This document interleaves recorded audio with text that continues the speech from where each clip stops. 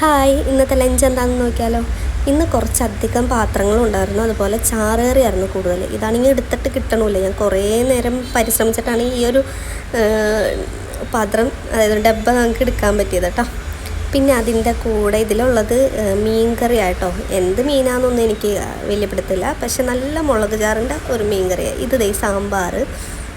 പിന്നെ അതേ 5 കൊണ്ടുവന്നിരിക്കുന്നത് നല്ല വെണ്ടക്ക ഒലത്താണ് കേട്ടോ.